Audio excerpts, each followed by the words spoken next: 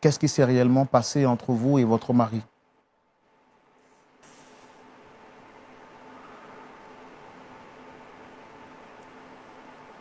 D'abord, j'aimerais signifier que mon époux, c'est un homme bien. Quelqu'un qui est prêt à aider son prochain. On s'est rencontrés à l'église où je suis choriste et lui musicien. Après quelques mois, nous sommes mariés. Et un jour,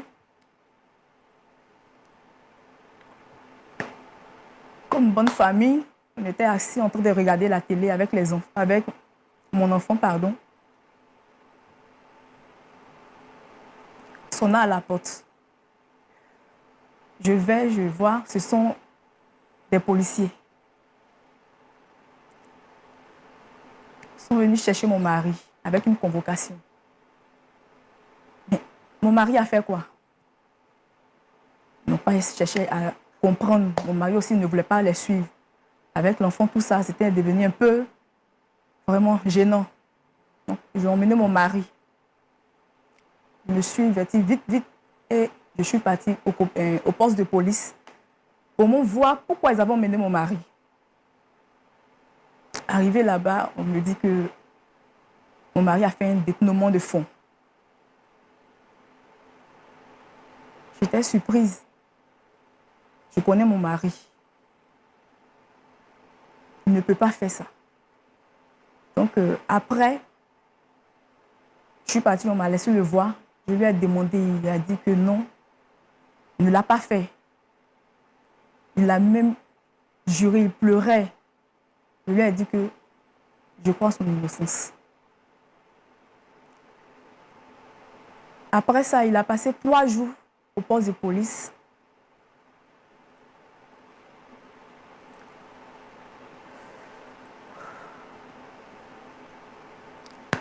Ils l'ont déféré, puis jugé et condamné pour 5 ans de prison. À partir de là, ma vie a été basculée.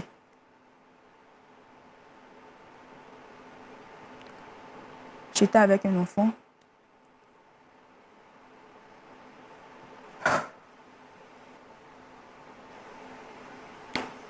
Ça a commencé à être difficile pour moi, même pour nourrir mon enfant. Il manquait même de la nourriture à la maison. Comme on le dit, c'est dans les difficultés qu'on voit les meilleurs amis. Je n'ai vu personne. Même les amis de mon mari, tous mes amis, tout le monde m'avait tourné le dos.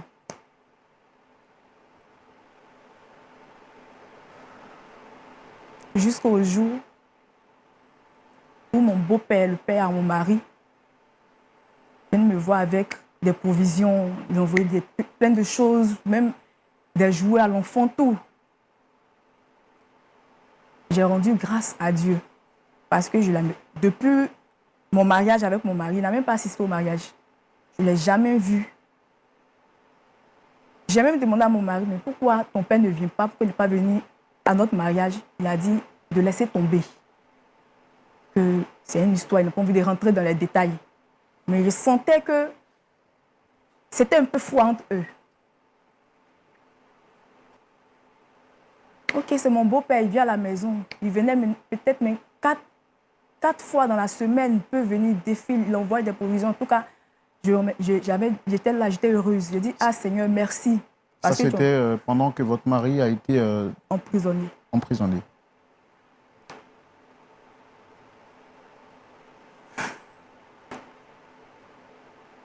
Jusqu'au jour... Oh Seigneur.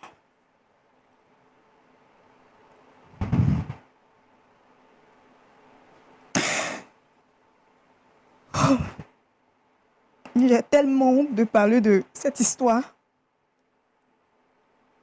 N'ayez pas honte, nous on est là pour vous écouter, pour vous aider. Parce qu'on sait que c'est un moment difficile que vous traversez. Il n'y a pas à avoir honte. Si vous êtes là, c'est parce que vous reconnaissez un tort. Et en Afrique, on dit une faute avouée est à moitié pardonnée. Donc, nous, on n'est pas là pour vous juger. Qu'est-ce qui s'est passé par la suite? Dites-nous.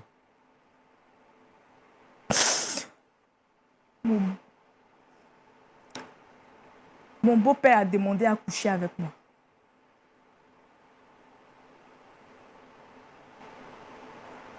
Attendez.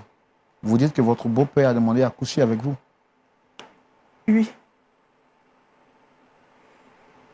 Il me disait que si je ne cédais pas, il allait tout couper. Il n'allait plus envoyer de nourriture, tout ça. Mais j'ai refusé. Il insistait jusqu'à ce que l'irréparable se produise. J'ai cédé. Quand vous dites que vous avez cédé, qu'est-ce qui s'est passé réellement? J'ai eu des rapports sexuels avec mon beau-père.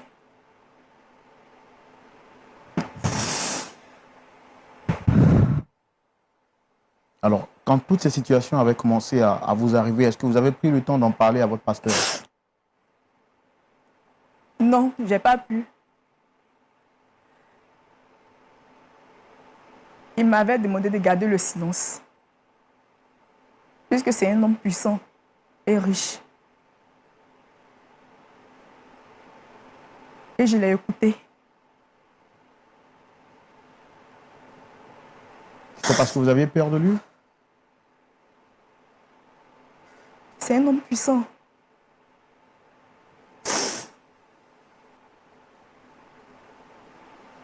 Et j'avais peur aussi de lui. J'avais peur de lui. Très peur.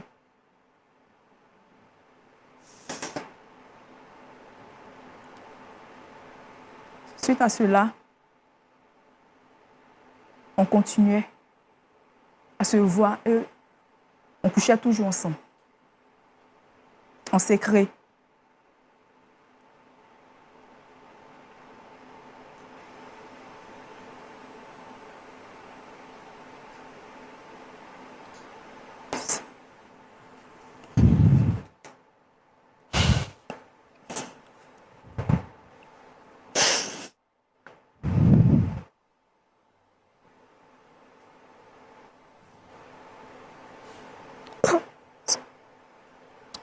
Alors, qu'est-ce qui s'est passé par la suite après ces temps de rapport?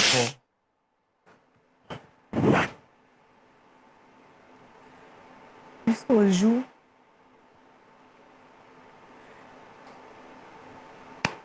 un soir, on était à la maison, mon beau-père et moi, dans la maison de mon mari.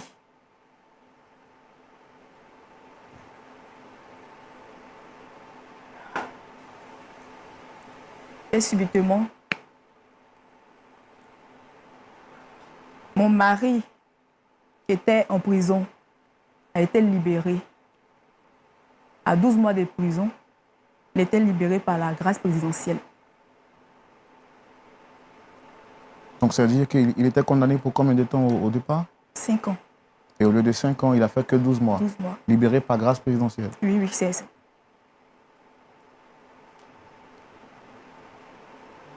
Voulant faire une surprise à sa famille, il s'est rendu chez lui à la maison. Chez nous, notre maison habituelle.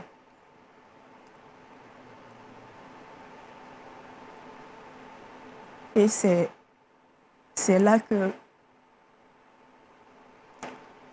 il nous a surpris, moi et son père, dans le lit conjugal.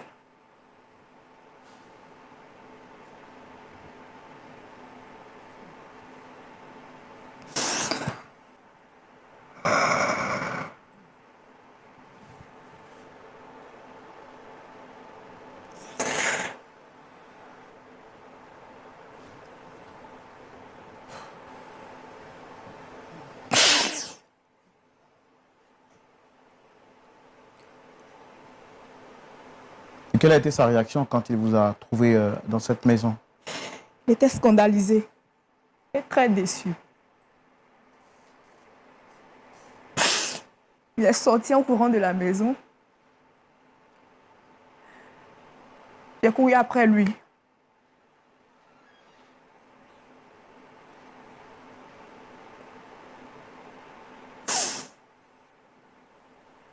Et il était déjà parti. Et votre beau-père, en ce moment-là, comment est-ce qu'il se sentait? Qu'est-ce qu'il a dit?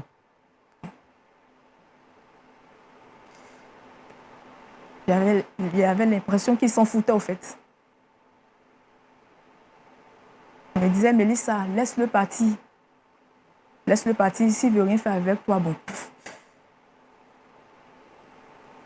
Donc, en fait, il avait fait ça pour lui faire mal.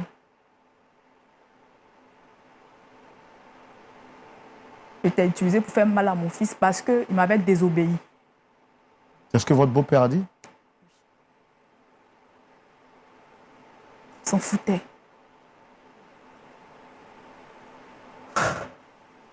Et comment vous êtes senti quand vous avez entendu cette déclaration de votre beau-père? Choquée, embarrassée. Et j'avais honte de moi-même. Parce que j'ai trahi mon mari.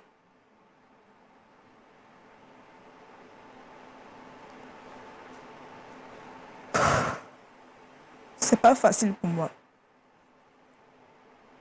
Et là, aujourd'hui, qu'est-ce que vous souhaitez lui dire quand vous le convoquez sur le plateau pour échanger avec lui? Qu'est-ce que vous souhaitez lui dire exactement? J'aime pas son pardon. Je veux simplement qu'il me pardonne parce qu'il veut qu'on divorce. Et moi, j'aime toujours mon mari, je ne veux pas divorcer.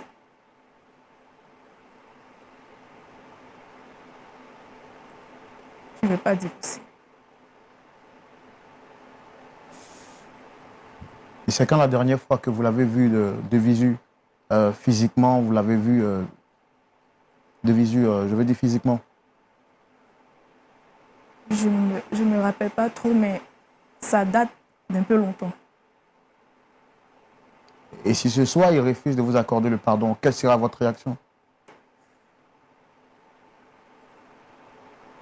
Déçue, mais au moins j'aurais essayé. Alors, nous, on a tout fait pour entrer en contact avec votre époux. On va le faire venir tout de suite, mais est-ce que vous êtes prête à l'affronter là dans les yeux pour lui demander pardon? Est-ce que vous êtes prête, après tout ce temps, à le revoir et lui regarder droit dans les yeux? Oui. Oui. C'est difficile, mais je vais essayer.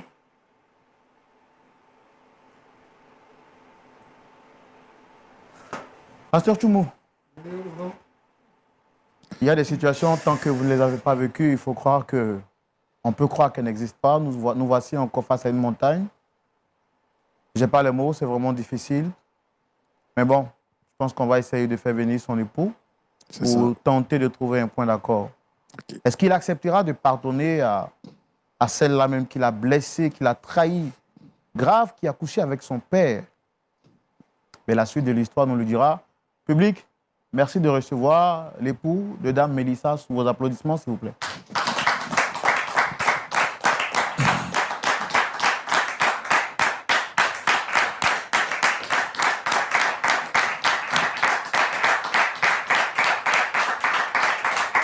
Et toi, qu'est-ce que tu fous là? Mais attendez, qu'est-ce que fout là, cette dame? S'il vous plaît, monsieur. Monsieur, s'il vous plaît. Non, monsieur. Installez-vous, s'il vous plaît. Non, c'est impossible pour moi de m'asseoir. Parce que cette dame, c'est une sorcière. Une égoïste. C'est la dernière femme que moi j'ai envie de voir sur cette terre. Elle est très égoïste. Une sorcière, très méchante. Elle m'a fait assez de mal. Je refuse de la voir. Je refuse. Je comprends ce que vous dites, s'il vous plaît. Ne me touche pas, ne me touche pas, ne me touche pas. Pardon. Écoutez, madame, s'il vous plaît, on va essayer de se rasseoir. Faites l'effort de vous rasseoir, s'il vous plaît. Monsieur, s'il vous plaît, je vous explique tout dans le détail, mais s'il vous plaît, rasseyez-vous. C'est un peu difficile pour moi, monsieur. Je vous demande pardon. Pour le respect que j'ai pour votre personne.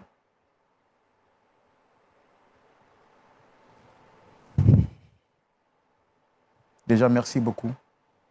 Merci d'avoir répondu à notre appel. Alors, vous êtes sur le plateau de Point d'accord. C'est une émission qui tente de trouver des solutions à des problèmes difficiles. Et les gens viennent ici, et la plupart du temps, lorsqu'ils n'ont plus d'issue, plus de recours, Et cette dame qui est là nous a demandé de tout faire pour entrer en contact avec vous, pour vous demander pardon. Parce qu'elle reconnaît avoir fait quelque chose de grave. Et elle souhaiterait que vous lui accordez votre pardon. Donc elle aura naturellement besoin que vous l'écoutiez, s'il vous plaît. Et par la suite, vous pourrez dire ce que vous avez envie de dire. C'est trop facile. C'est trop facile, monsieur. Savez-vous ce que cette dame a fait? Est-ce qu'elle vous a raconté textuellement ce qu'elle a fait? Là qu'elle a pu poser. Parce que moi, elle m'énerve. Je n'ai même pas envie d'entendre un mot venant d'elle. Je vous l'assure, c'est la dernière femme sur cette terre que moi j'ai envie de rencontrer. Voir de mes deux yeux. Elle m'a fait assez de mal. Assez.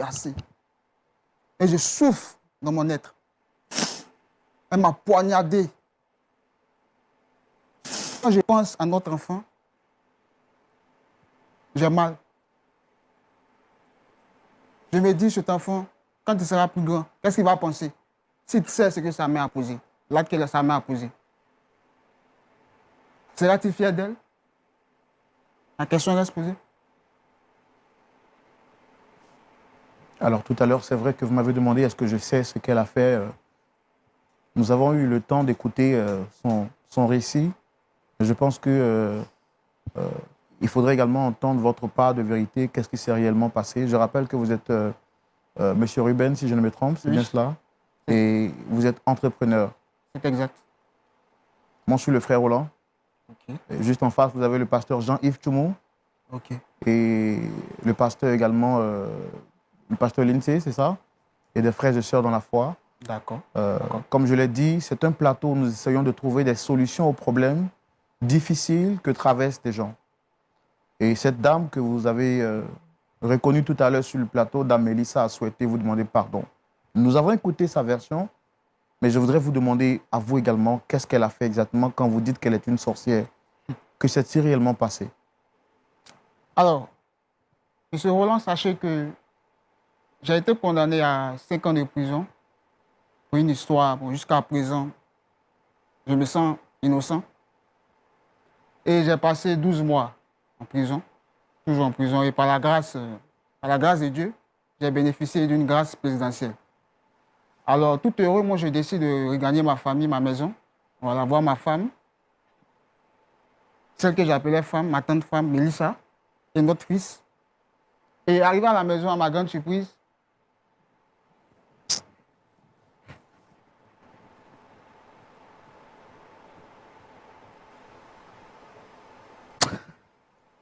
jusqu'à présent, je n'arrive pas à croire. Je n'arrive pas à croire. J'ai surpris ma propre femme, Mélissa, dans notre lit conjugal avec mon père. Je dis bien mon père.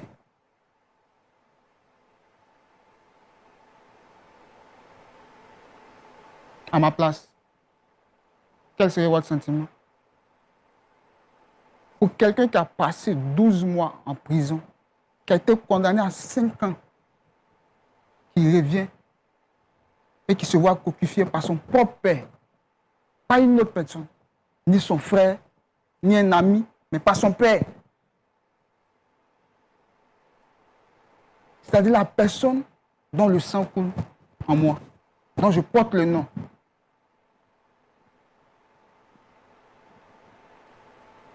Vous savez, par moments, il m'arrive de parler seul dans la rue. Parce que bon, après avoir parlé au pasteur et à la famille, ils m'ont dit de me calmer, mais la blessure, elle est profonde. J'ai mal. Je me demande qu'est-ce qui a pu bien se passer pour que ma femme puisse me tromper avec mon père.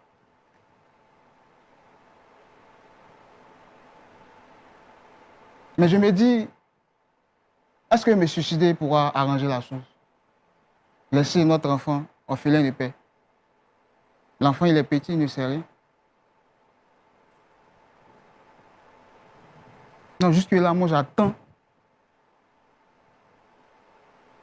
vraiment de savoir qu'est-ce qui a pu bien se passer. Et quelle a été votre réaction à la suite de cette mauvaise surprise?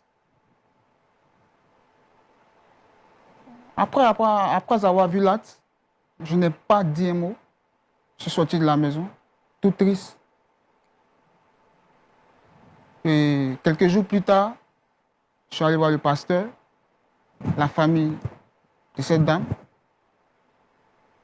pour leur dire que moi, je ne veux plus d'elle. Que c'est mieux qu'on divorce et l'enfant, on pourra s'occuper de lui. Moi, je trouve que c'est la meilleure solution.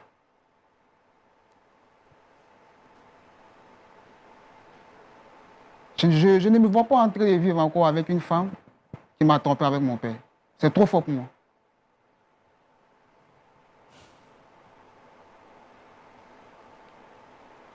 Dame Mélissa, vous avez demandé à faire venir votre époux.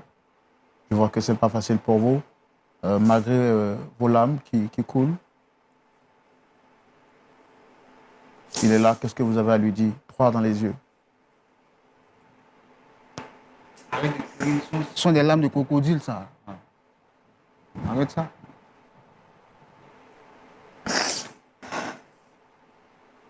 Mélissa? Je voudrais demander pardon à mon mari. Je t'ai dit de ne pas me toucher. Arrête ça, arrête. C'est pas ma faute.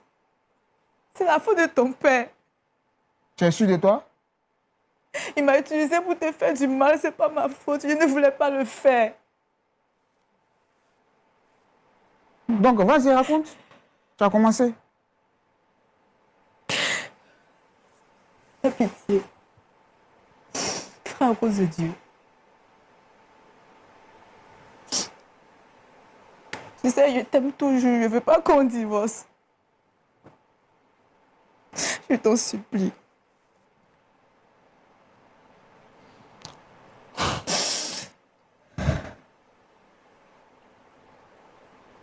Dame Mélissa, faites l'effort de vous rasseoir, s'il vous plaît.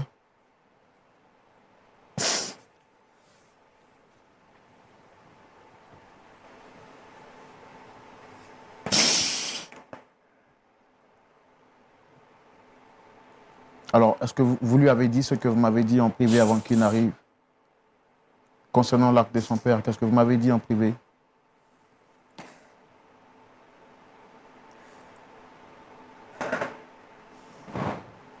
Vas-y, moi, je t'écoute. Hein. Ton père a fait ça parce qu'il t'aime. Il a une grande haine comme toi. Il dit que tu lui as désobéi. Que tu es son seul fils. Il voulait que tu sois à la tête de son entreprise, mais tu as refusé. Tu lui as tenu tête.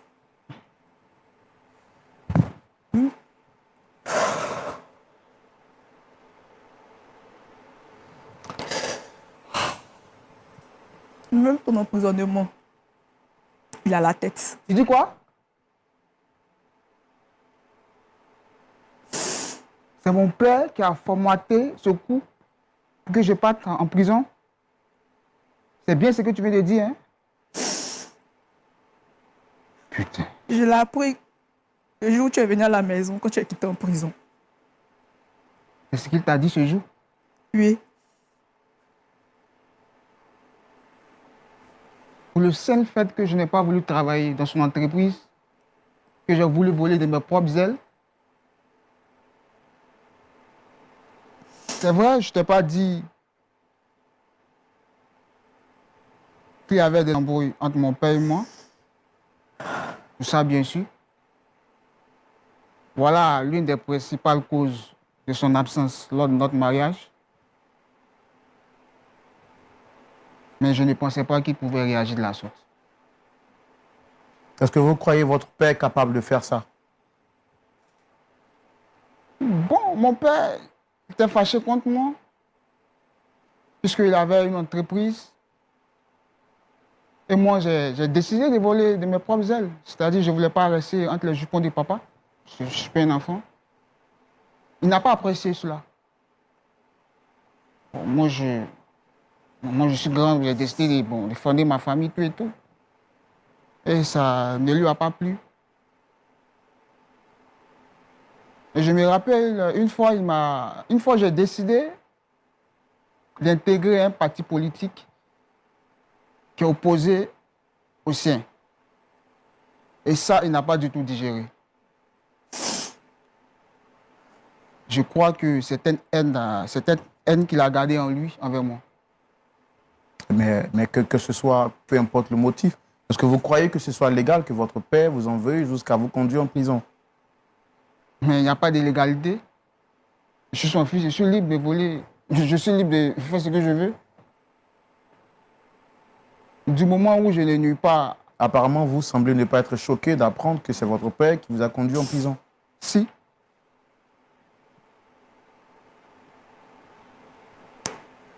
Ça aurait pu être quelqu'un d'autre. Est-ce que vous croyez votre père capable de le faire? C'est difficile. C'est difficile. Mais comme je vous l'ai dit, quand je me ressasse certaines choses dans le passé, j'ai un pansement au cœur qui me dit que vraiment, il est capable de faire cela. Et si ce que ma femme dit est exact, alors vraiment, c'est inhumain de sa part. Son propre enfant, je ne trouve pas ça vraiment joli. C'est méchant.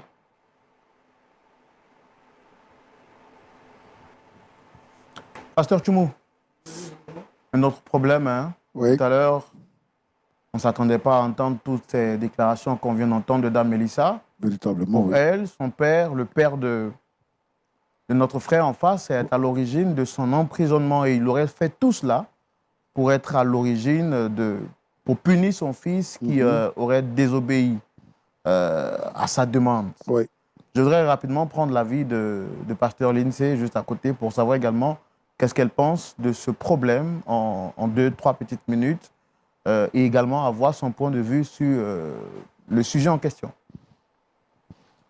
De ce que je peux entendre, ici, il y a vraiment 2 personnes blessées, vraiment meurtries dans leurs émotions. En fin de compte, tous les 2, vous avez été trahis.